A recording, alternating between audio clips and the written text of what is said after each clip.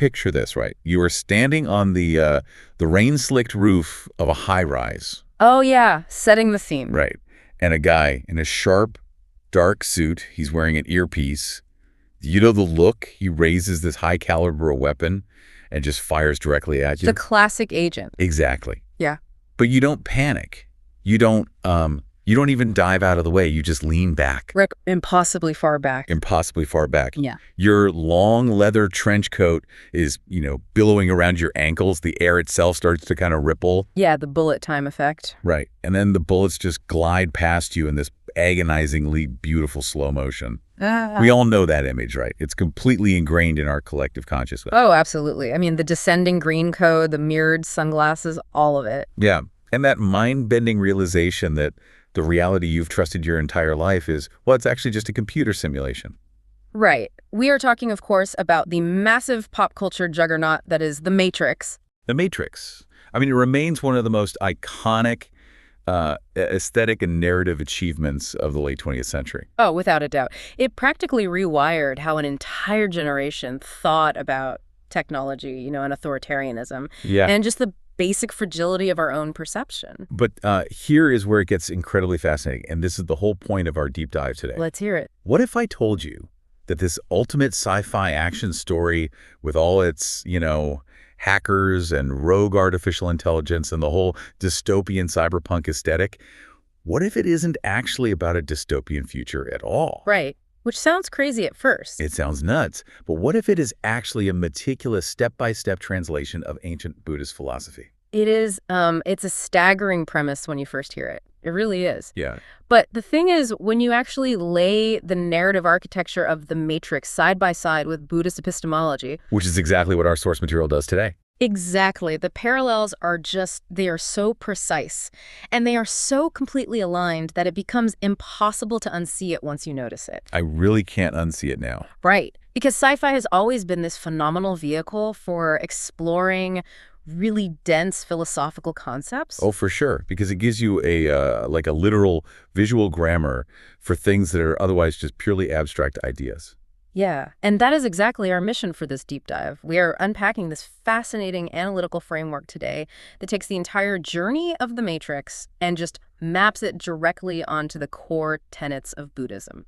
It's such a cool journey to go on. It really is. And I promise you, the listener, by the end of this conversation, you aren't just going to rewatch a classic action movie with fresh eyes. No, you're going to get a lot more than that. Yeah.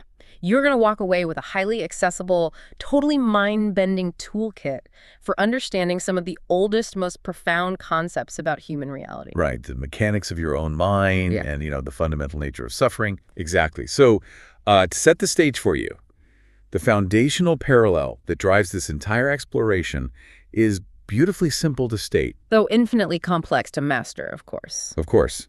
But basically, both the Wachowskis' film and historical Buddhist thought propose one central, terrifying truth. Which is? The reality you perceive every single day, the world you wake up to, it's an illusion. Yeah.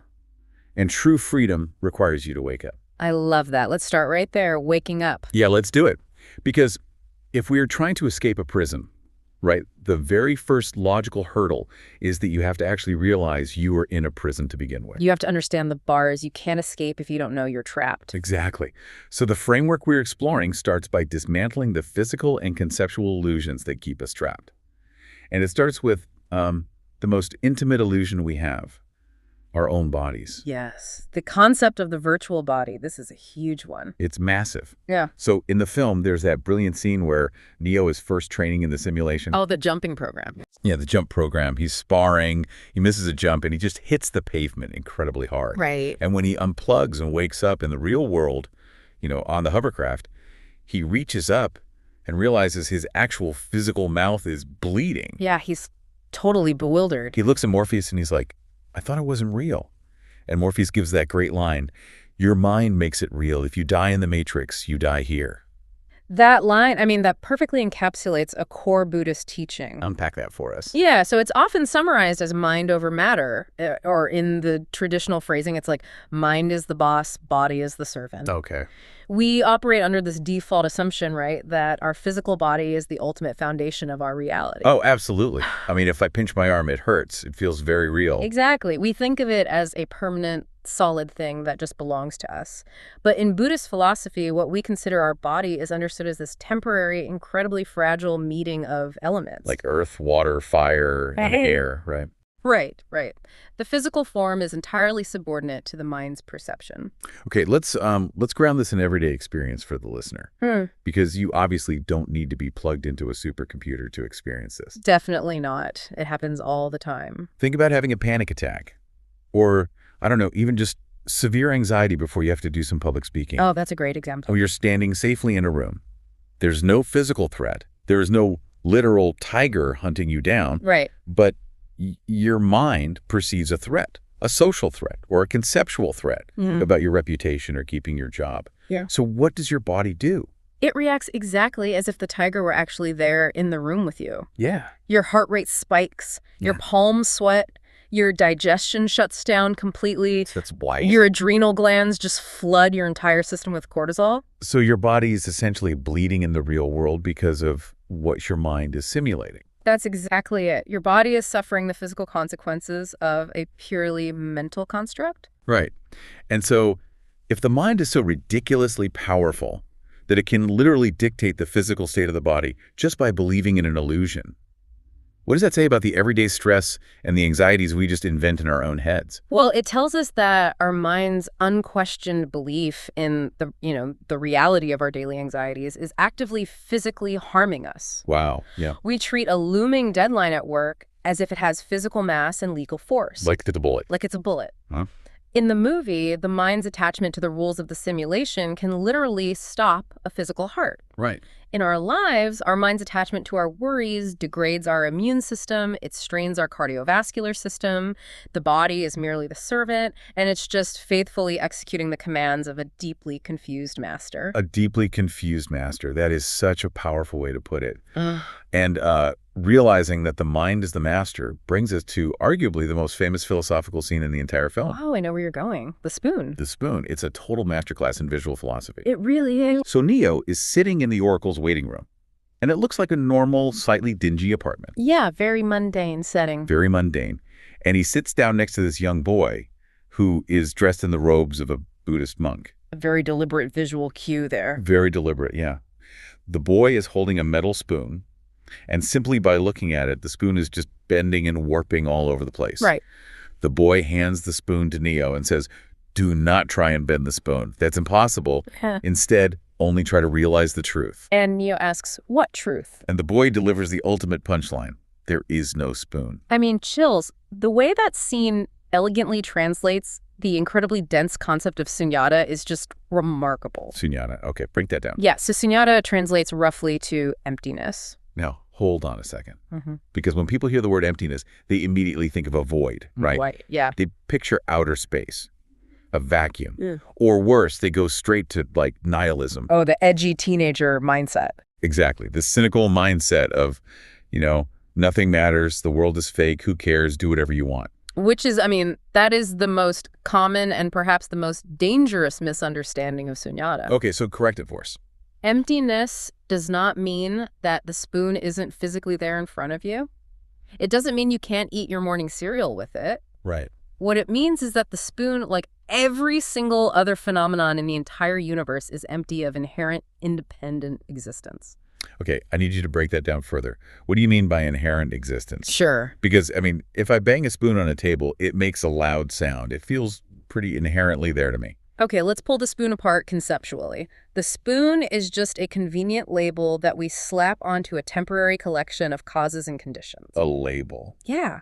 Think about it. It is metal that was forged in a dying star eons ago, right? Oh, wow. Okay, zooming way out. Yeah. It was eventually mined from the earth. It was smelted in a factory shaped by a hydraulic press. Right. Transported by a truck burning fossil fuels.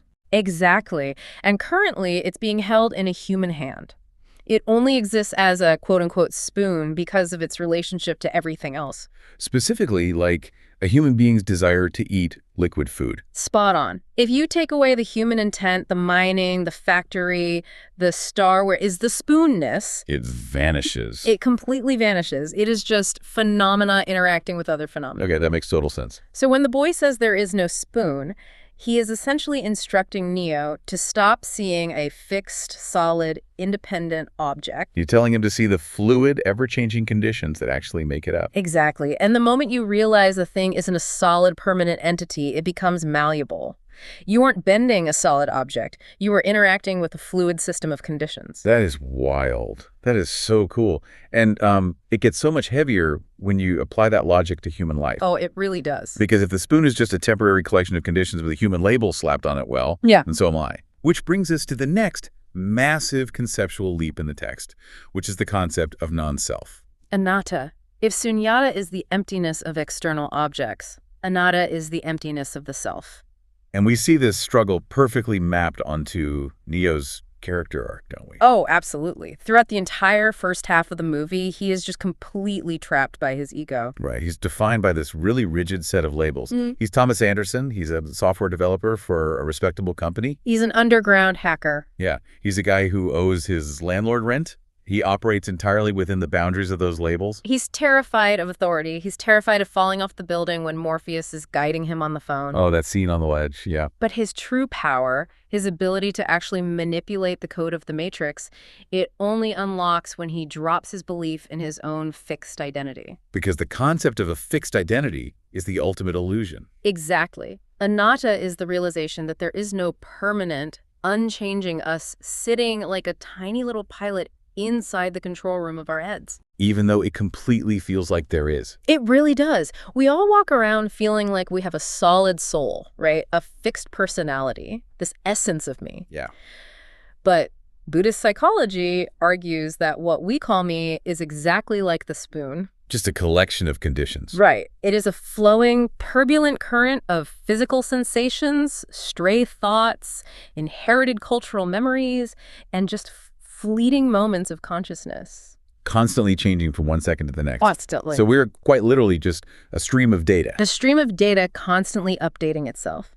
And the great paradox of the human condition is that as long as you cling to the idea that you are a fixed, solid self, you are brutally limited by the boundaries of that self. Because you have to protect it. Yes, you have to feed its vanity. You live in constant fear of its destruction, whether that's literal physical death or just, social embarrassment. Oh, man.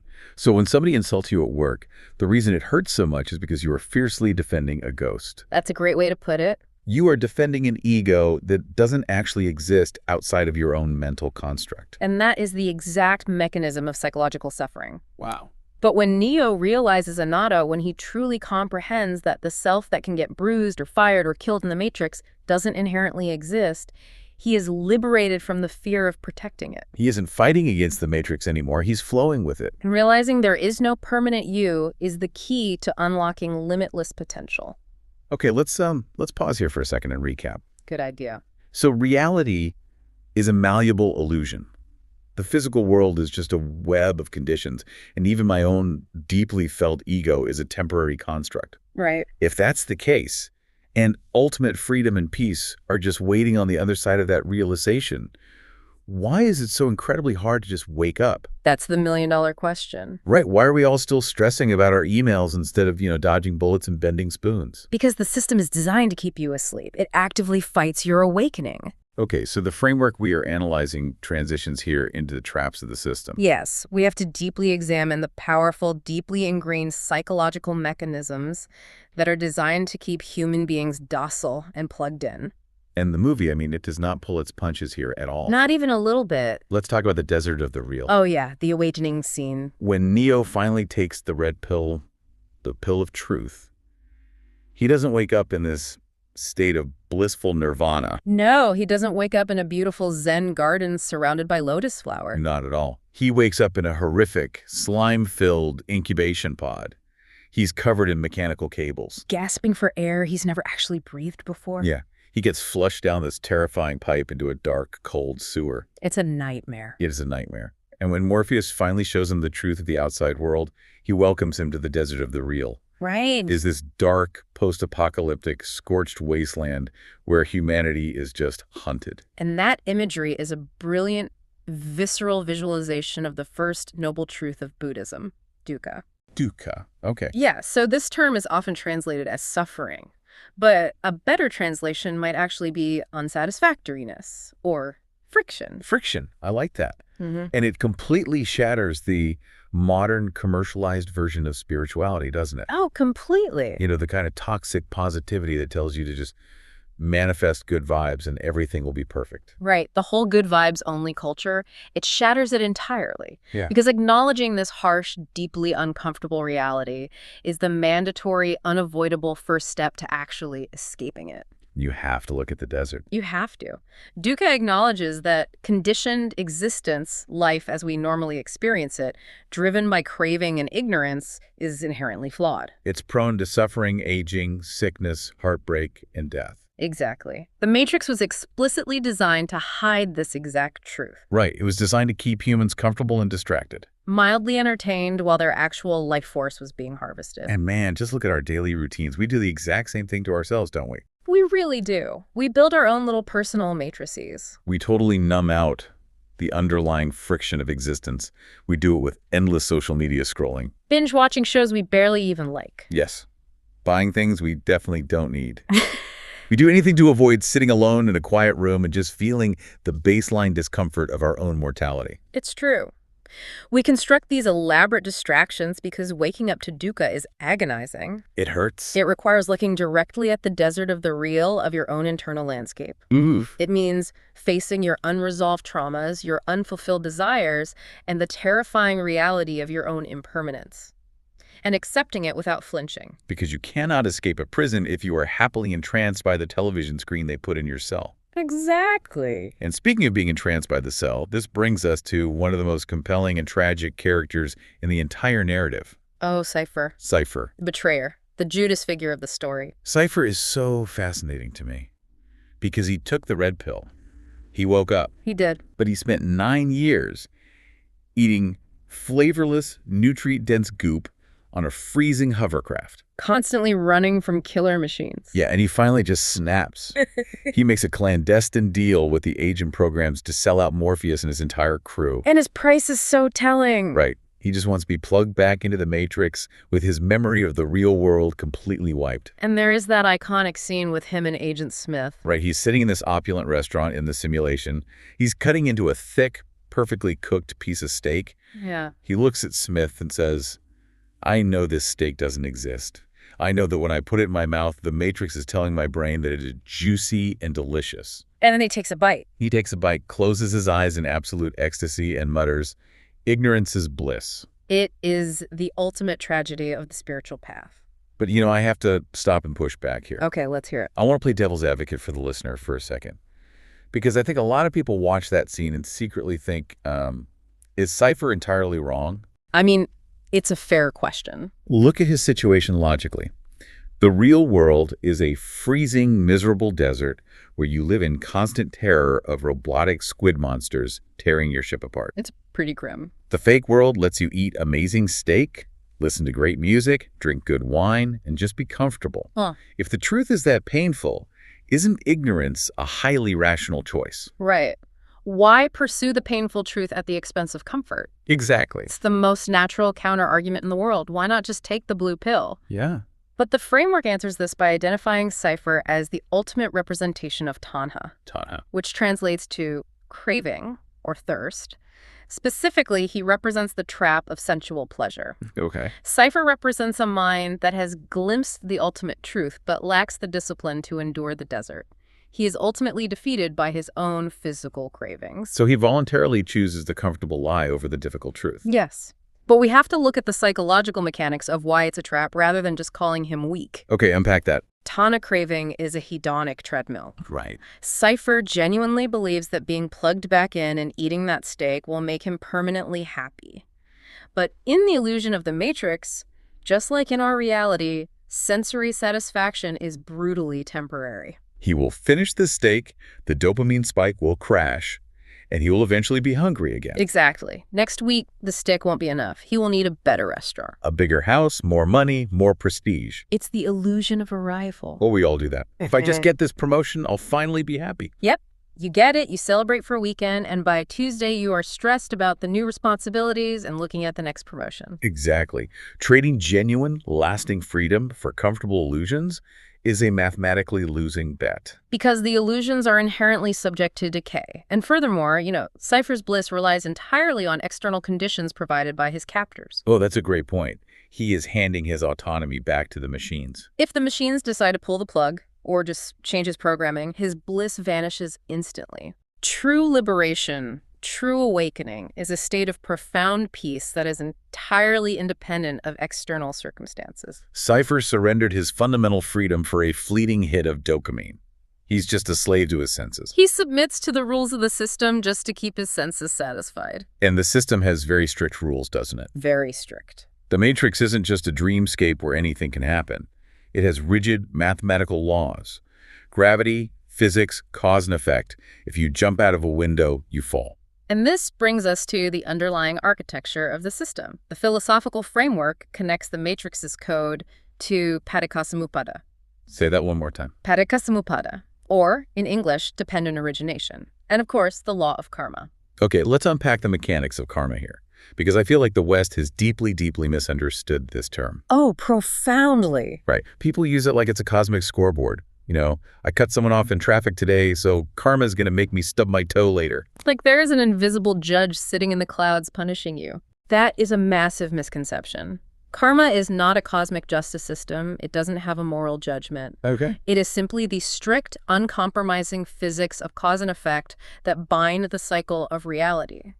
Action A produces result B. It's behavioral conditioning. Yes. If you repeatedly act out of anger, you are literally writing code into your own psychology that makes you more prone to anger in the future. You are planting seeds. You are planting seeds of suffering that will eventually, inevitably ripen. So karma is quite literally the underlying source code of our habits and our existence. Precisely. The cycle of dependent origination shows how ignorance leads to mental formations, which leads to consciousness, down to craving, clinging, and eventually suffering. It's a closed loop of code. And the goal of the Matrix and the goal of samsara, the endless cycle of suffering, is to keep you completely bound by that code. It wants you reacting blindly to stimuli, creating more karma, chasing the stake, fearing the fall. And spinning the wheel forever without ever actually looking at the wheel itself.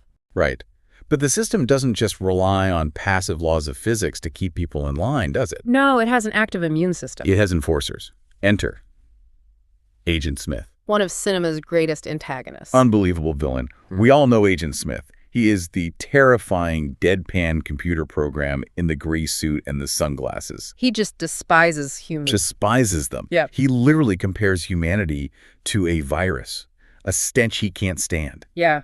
And his entire function within the simulation is to crush anyone who realizes the truth, breaks the rules, and tries to wake up.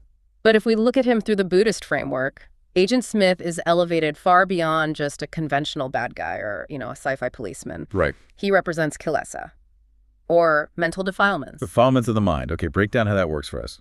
In Buddhist psychology, kilesa are the deeply ingrained mental states that cloud the mind and manifest as unwholesome actions. Like what? The three root defilements are greed, hatred, or anger and delusion. If you analyze Agent Smith's behavior and mechanics, he operates exactly the way these defilements operate within our own neurology. Think about how Smith actually moves through the Matrix. He doesn't just exist as one person walking down the street. No. If he needs to get to Neo, he can instantly hijack the body of any normal person hooked into the system. Exactly. A sweet old lady or a garbage man can suddenly morph into Agent Smith. And it reminds me of how a sudden flash of intense anger can completely hijack your own personality. Oh, that's such a good connection. You can be having a lovely evening, someone says the wrong thing, and suddenly you are hijacked by rage. You start saying cruel things you would never normally say. And then later you say, I wasn't myself. Exactly. You were hijacked by your inner Agent Smith. That is a phenomenal analogy. And, consider how Smith evolves in the sequels, too. In Reloaded and Revolutions. Right. He goes rogue. He doesn't just hijack people anymore. He begins to multiply. He touches other programs and overwrites their code, turning them into copies of himself. He replicates like a virus until he threatens to overrun the entire system. And this is the exact mechanism of unchecked kilesa. How so? If you indulge your anger, it doesn't stay neatly contained in one moment. It bleeds into the next moment. Right. You carry the anger from the highway traffic into your office, and then you snap at your coworker. Spreading the friction. It multiplies. Yeah. It consumes your clarity. It actively fights against your attempt to be mindful. So Agent Smith is really the externalized, weaponized manifestation of our own internal self-sabotage. That's exactly what he is. Man, that paints a terrifying picture of the human condition. It really does. Let's recap the sheer weight of what we are up against here. Let's do it. We are trapped in a simulation of our own making. The body we identify with is an illusion tying us to physical suffering. Check. The system keeps us docile by feeding us temporary sensory pleasures on a hedonic treadmill. We are bound by the rigid, self-replicating code of our own karma. And the very moment we sit down to meditate and try to wake up, our internal defilements, our inner Agent Smiths attack our focus to drag us back to sleep. It is a daunting, seemingly insurmountable predicament. It really feels impossible. The gravity of the illusion is simply too strong for any individual to break out of entirely on their own, especially when the mind's default state is delusion. Which means we need help. We need someone who has already seen the code to show us the way out. Yes. And this brings us to the nature of spiritual guides and the path itself. So let's talk about Morpheus. The quintessential mentor figure. Morpheus is so fascinating because of his restraint. Yes. He possesses incredible physical power in the Matrix, right? Yeah. And he has profound knowledge of the truth. Yet, he never actually forces Neo to do anything. That's a key point. In their very first meeting, he holds out 2 pills. He hasn't shoved the red pill down Neo's throat. He lays out the options and leaves the choice entirely up to Neo. And later, when he guides Neo to the Oracle, he walks him to the door, stops, and literally says, "I can only show you the door. You're the one that has to walk through it." This specific dynamic frames Morpheus perfectly as a Kalyanamitta. Kalyanamitta, what does that mean? In the Buddhist tradition, a Kalyanamitta translates to a noble friend or a spiritual guide. It is akin to a seasoned monk or a meditation teacher. Okay, but why is that boundary so crucial? If Morpheus knows the truth, and he knows time is running out to save humanity, why can't he just forcefully download enlightenment into Neo's brain? Right, why play games with doors? Exactly. Why not just drag him through? Because in the pursuit of genuine awakening, an authentic teacher cannot hand you enlightenment on a silver platter. It is ontologically impossible. It doesn't work like that. No, enlightenment is not a piece of intellectual information you can memorize from a whiteboard. Right. It is a fundamental experiential shift in perception. A Kalyanamitta can provide the tools, they can offer a safe framework for practice, and they can point out the traps you are likely to fall into. They hold the lantern. That's exactly, they hold the lantern. But you have to do the grueling, terrifying work of opening your own eyes and rewiring your own brain. So if Morpheus bypassed Neo's agency and forced him awake, Neo wouldn't be liberated. He would simply be trading his enslavement to the Matrix for an enslavement to Morpheus's ideology. True freedom demands individual agency. okay, that makes a lot of sense. So Morpheus is the noble, transparent guide. Right. But then we meet another guide who operates in a significantly more complicated and arguably controversial manner. The Oracle. The Oracle, this grandmotherly woman baking cookies in a tenement apartment. Who also happens to be a supremely powerful, clairvoyant program operating within the machine world. Right, and here is where I really want to push back hard on the narrative, because her actions always bothered me a little bit. Okay, how so? Neo goes to the Oracle to find out the ultimate question. Is he the one? The prophesied savior of humanity. Right. She examines him, she looks at his hands, and she essentially tells him, "Sorry, kid, Yeah. You've got the gift, but it looks like you're waiting for your next life." She definitively tells him he is not the one. But of course, by the end of the movie, we find out he is the one. Oh, So, yeah. she lied to him, flat out. She did. On an objective, factual level, she provided false information. So how does that fit into a spiritual framework? Doesn't Buddhism place a massive foundational emphasis on right speech and absolute truthfulness? Yes, it does. If she's an enlightened guide, isn't lying wildly unethical, or at least counterproductive to a philosophy based on dispelling illusions? Right. Are we saying it's okay for gurus to just gaslight their students? Yeah. It's a brilliant question, and it cuts to the heart of one of the most sophisticated concepts in Buddhist pedagogy. The Oracle's lie is the perfect embodiment of upaya, Upaya. which translates to skillful means. Okay, explain to me how a lie becomes skillful. To understand upaya, you have to look at how the historical Buddha actually taught. He did not operate like a university professor, delivering the exact same rigid lecture to every single student. Okay. He operated more like a physician. A doctor. Right. He adjusted his teachings dynamically based on the specific temperament, the psychological baggage, and the immediate needs of the listener standing in front of him. Interesting. If a student was overly rigid and obsessed with rules, he taught them flexibility and emptiness. If a student was lazy and lacked discipline, he taught them strict adherence to form. So he tailored the medicine to the specific sickness. Exactly. The ultimate truth is absolute, but the method of arriving there is flexible. So the truth is relative to what the student can handle at that moment. Yes. Let's apply this directly to Neo in that specific moment. Neo walks into her kitchen riddled with imposter syndrome. Oh, he's a mess. He is drowning in the paralyzing weight of Morpheus's expectations. If the Oracle had looked at him and said, "Yes, Neo, you are the Messiah.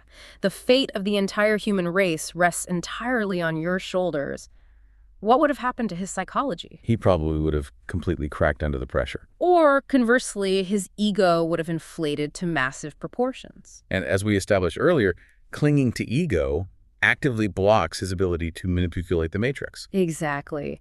The Oracle didn't tell him an objective, fixed future because the future wasn't fixed yet. She told him exactly what his mind needed to hear at that exact moment to create the conditions for his awakening. Wow. By telling him he wasn't the one, she completely removed the burden of destiny from his shoulders. She gave him the freedom to act as a normal human being. And that pays off later in the film. When Morpheus is captured, Neo decides to go on a suicide mission to save him. Right. And he does this because he believes he is not special. He thinks Morpheus is more important than he is. He acts out of pure, selfless love and sacrifice. And it is that exact act of selflessness, dropping the ego entirely, that actually triggers his awakening and makes him the one. The lie was the surgical tool that cut away his ego and guided him to the ultimate truth. That is incredibly profound. She didn't predict his future. She engineered the psychological environment required for him to realize it himself. She managed his ego when he couldn't. Upaya prioritizes the outcome of liberation over rigid adherence to literal facts. It is the wisdom to know what the student needs to hear to take the next step on the path. Exactly. But her skillful means wouldn't have worked if Neo didn't have a safety net of belief beneath him. Which brings us to the concept of faith. Yes. Specifically, the immense, unwavering faith that Morpheus and Trinity have in Neo. They believe in him long before he has any evidence to believe in himself. Oh, for sure. In the climax, it is literally Trinity's love and absolute faith in his identity that pulls his consciousness back from the brink of death. The framework defines this as sada. Now, in Western contexts, we almost universally equate faith with blind, unquestioning belief without evidence. Right. Believing in something because you can't prove it. Exactly. But sada in Buddhism is quite different. It is faith combined with wisdom. It is a deep, reasoned confidence. Okay. Morpheus and Trinity have seen the signs, they understand the path, and their sada acts as the crucial engine that pulls Neo forward when his own confidence fails. It's the emotional fuel required for the grueling work of spiritual practice. Yes. And speaking of that grueling work, that brings us to what might be Morpheus's most famous line of dialogue. He tells Neo, there is a difference between knowing the path and walking the path. The crux of the entire philosophical endeavor right there. It's the difference between theory and reality. Imagine you decide you want to learn how to swim. Okay. You can buy a 500-page textbook on the biomechanics of the human body in water. You can memorize the fluid dynamics of drag and buoyancy. You can ace a written exam on the exact angles required for a perfect breaststroke. Right, you know the path.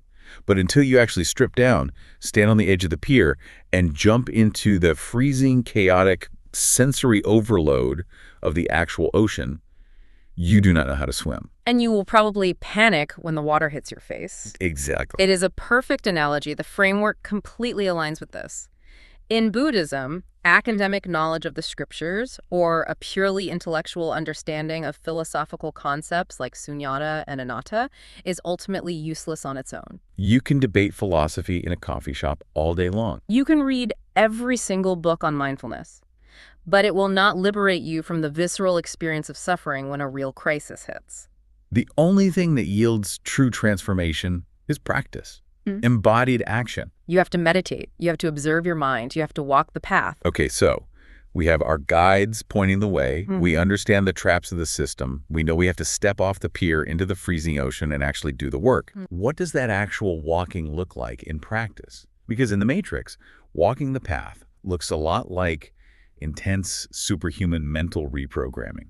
Let's delve into the mechanics of that training, because it reveals exactly how the mind is meant to be utilized. There's the iconic training sequence where Neo is strapped into a chair on the ship. Tank, the operator, jams a massive spike into the port in the back of Neo's head, and Neo's eyes just flutter wildly. Yeah. A few seconds later, he opens his eyes, catches his breath, and delivers the legendary line, "I know Kung Fu." Such a great moment. And then they load him into simulation programs, and he spends hours in a virtual dojo fighting Morpheus. Learning to punch faster, anticipate moves, and break the programmed rules of physics. So on the surface, it's just the ultimate sci-fi power fantasy, right? Instantaneous knowledge downloading. Right. But the framework grounds this concept beautifully in the practice of bhavana, Bhavana. which is the Buddhist term for mental development or meditation. Wait. Sitting quietly on a cushion, focusing on your breath, is the equivalent of downloading Kung Fu. In essence, yes. Because we really have to dispel the modern myth that meditation is just relaxation technique. It's not a spa day for the brain. No. It is not about emptying your mind to feel fuzzy and peaceful. Bhavana is a rigorous, highly active process of mental training. Okay. Just like Neo is downloading new software to override his old physical limitations, a meditator is actively downloading new neurological habits. You are training the mind to observe its own thoughts without being swept away by them. You are training to detach from automatic emotional reactivity. You are systematically dismantling the perceived limits of your ego through sustained, uncomfortable mental effort. So it really is a martial art for the mind. It absolutely is. That completely reframes the practice. You are building mental muscle memory to outsmart your own deeply ingrained programming. Precisely. And as that training progresses, the practitioner's relationship to reality fundamentally shifts. The framework compares this shift to the experience of lucid dreaming. Oh, I love this part. Once Neo is fully trained, his ability to fight and maneuver within the Matrix changes completely. Yeah, he moves differently. He is inside the simulation, surrounded by the chaos of a gunfight, but he moves with this unbelievable grace, speed, and detachment. He's essentially lucid dreaming. He's actively participating in the dream of the Matrix, but his mind is fundamentally aware that it's a dream. He doesn't take the threat seriously in the same way. Right. The text explicitly parallels this to the practice of vipassana, or insight meditation, specifically as it is applied off the cushion and in daily life. So how does that look for a regular person who isn't dodging literal bullets? It looks like being fully present in the chaotic, demanding real world. Yeah. Going to a high-stress job, raising difficult kids, dealing with terrible traffic. Interacting with all of it, but not being swallowed whole by it. Exactly. Imagine your boss is screaming at you over a mistake. If you are asleep, your ego flares up. You feel threatened, your heart races, you get defensive or angry. Sure, natural reaction. But if you are practicing vipassana, you hear the words, you see the red face of your boss, but you recognize the words as transient sound waves. You recognize your boss's anger as their own suffering projecting outward. Yes. You don't let the attack penetrate your core identity because you know the identity is an illusion. You are in the dream of daily life, participating in the meeting, but you know you are dreaming. It prevents the world from crushing you. And when you get truly masterful at that, you reach the apex of perception. The moment Neo finally sees the code. The visual and narrative climax of the first film, it is stunning. It really is. Neo is fighting Agent Smith in the hallway of an apartment building. He gets shot point blank. He physically dies in the Matrix. Right. But back on the ship, Trinity whispers her love for him, refusing to let him go. Neo's avatar revives. He stands back up, and when he looks down the hallway at the agents, he doesn't look with normal human eyes anymore. The peeling wallpaper, the wooden doors, the agents in their suits. The superficial wrapping paper of reality just melts away. All he sees is the cascading, brilliant green code that makes up the simulation. He sees the raw data. The framework interprets this as the exact state of an enlightened being who has finally perceived Dhatu. Dhatu. What is Dhatu? Dhatu refers to the fundamental elements, or the ultimate unvarnished truth of nature. An enlightened mind is no longer fooled by the concepts and labels we project onto the world, Yeah. where we look at a person and see a threat, a friend, or an enemy, An enlightened being looks and sees the dhatu. The interplay of form, feeling, perception. Just pure neutral phenomena, Yeah. cause and effect. When Neo sees the code, he understands the absolute fundamental truth of his environment. And because he sees it for what it truly is, just lines of code, it loses all power to intimidate him. Which leads directly into how he actually uses that ultimate power. Yes. Once he sees the code, the agents panic and fire their guns at him. Yeah. Before his awakening, Neo tried to survive by moving really fast, twisting his body to dodge the bullets. It took massive effort. Now, he simply raises his hand, his face is completely calm, almost bored, and he just says, no. And the bullets just stop in midair. They lose all their momentum and drop harmlessly to the floor. And we must look closely at the mechanism of how he stops them. Because he doesn't look like he is straining. He isn't clenching his jaw or using massive telekinetic force to push against the bullets. No. He simply lets go of the fear that they can hurt him. This is one of the most beautiful and counterintuitive paradoxes in Buddhist philosophy. Unpack that for us. In our conditioned state, we believe that power comes from force. From gripping tightly, exerting dominance, fighting back, forcing the world to bend to our will. We think we overcome suffering by fighting it. But ultimate power over one's mind, and by extension one's experience of reality, comes from the exact opposite direction. It comes from complete and utter surrender. Letting go of attachment. Yes. Neo doesn't stop the bullets by pushing against them. He stops them by completely dropping his belief in them. He drops his attachment to his physical survival. He drops his fear. In Buddhism, suffering is caused by clinging. Clinging to life, to pleasure, to ego. When you finally unclench your fists and let go of the clinging, the mechanics of suffering represented by the bullets literally lose their kinetic energy. They have nothing to hit, so they just fall away. Exactly. Okay, let's take a deep breath here, because we are moving into the grand finale of this philosophical journey. The macro view. Yeah. We've talked extensively about the individual journey of waking up mind over matter, navigating the traps, rewiring the brain. But what is the end game of all this training? The framework concludes by zooming way, way out, moving from individual psychology to examining the grand cosmic architecture of the universe itself. And to discuss the architecture, we must naturally discuss the character actually named the architect. Right. So in the second movie, The Matrix Reloaded, Neo fights his way to the absolute core of the machine mainframe and meets the creator of the simulation, the architect. And the architect drops a bombshell that shatters everything Neo and the audience thought they knew. Oh, it's huge. He reveals that Neo is not the first anomaly. The Matrix has actually been destroyed and rebooted multiple times.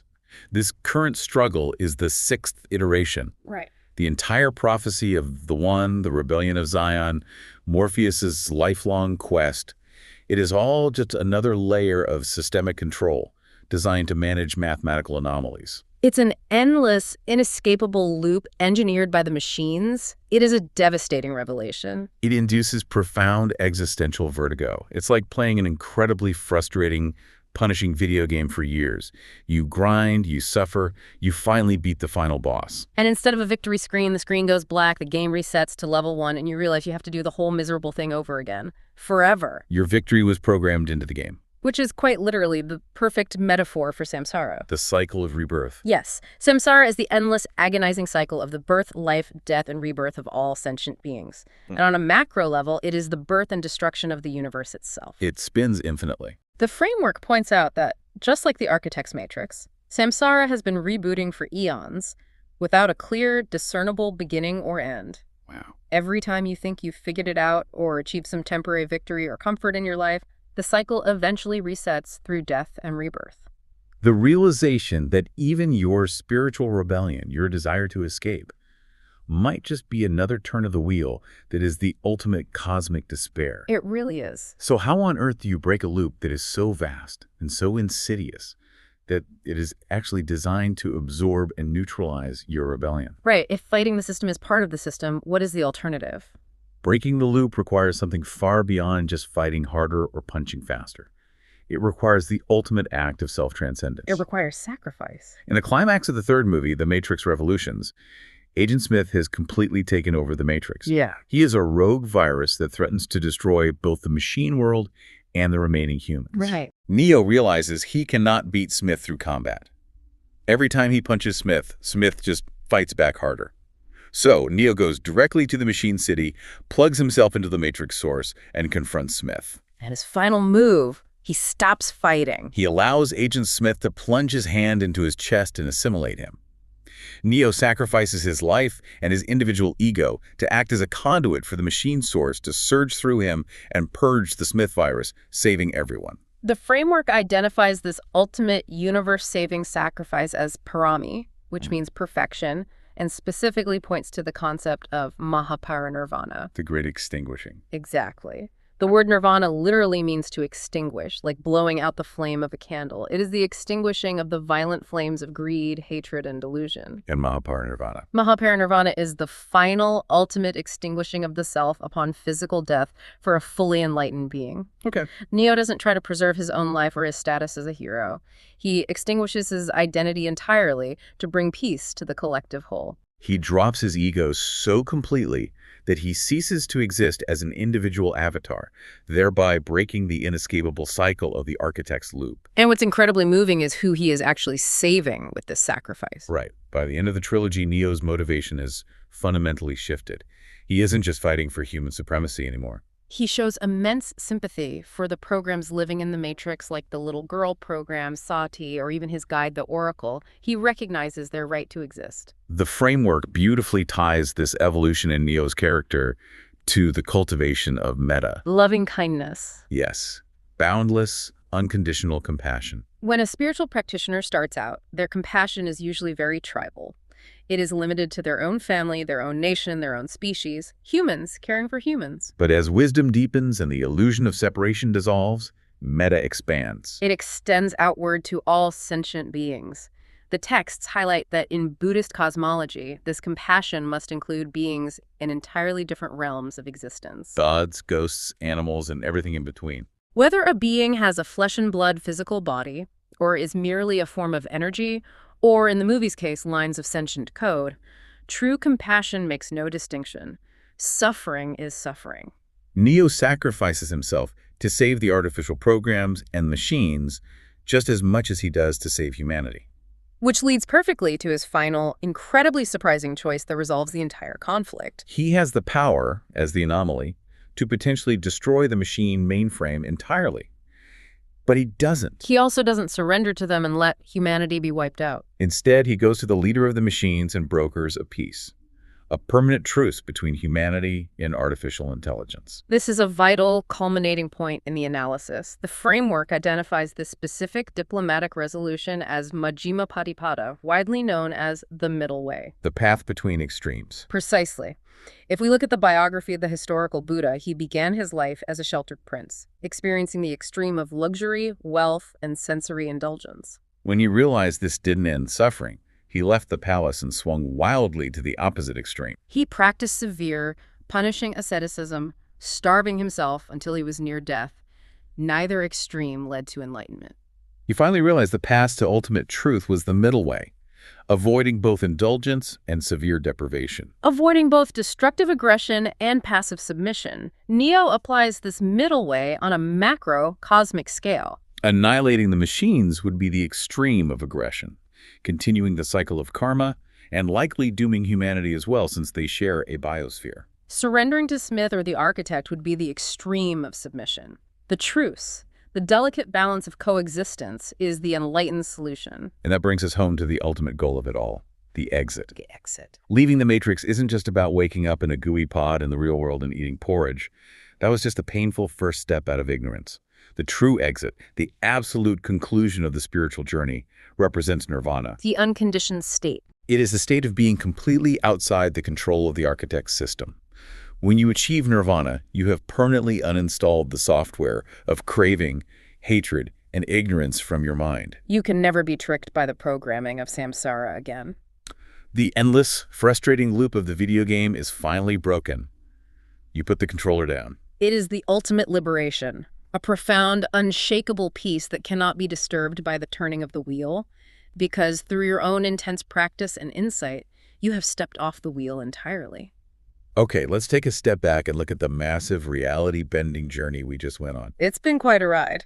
We started by realizing that the very body we inhabit is a fragile, virtual construct, a temporary meeting of elements directed by a powerful, often anxious mind. We explored the terrifying traps of the system, how our desperate craving for comfortable illusions keeps us docile, while the rigid laws of karma dictate our habits. In our own inner Agent Smiths, our anger and greed actively hijack our minds to keep us asleep. We examined the absolute necessity of guides who use skillful means to help us navigate our egos. And we saw how meditation is not relaxation, but the rigorous mental reprogramming required to see the underlying code of reality, allowing us to let go of fear. And finally, we saw how ultimate freedom isn't found by aggressively destroying the world or fighting your enemies, but by breaking the endless cycle of suffering through supreme self-sacrifice. Boundless loving kindness for all beings regardless of their nature, and walking the middle way straight out the exit door to peace.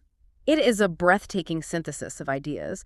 The framework provided by our source material proves that The Matrix is so much more than a groundbreaking movie about dodging bullets in slow motion. It is a modern, mythological map of the oldest, most profound spiritual journey known to humanity. And that's exactly why this isn't just fun movie trivia for your next dinner party.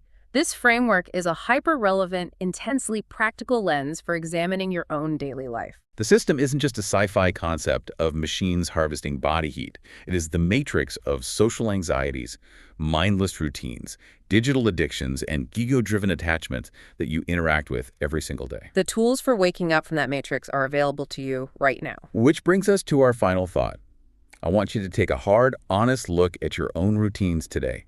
Look at the anxieties that keep you up at 3 a.m. The status symbols you chase relentlessly. The arguments you refuse to let go of, and the things you live in absolute fear of losing.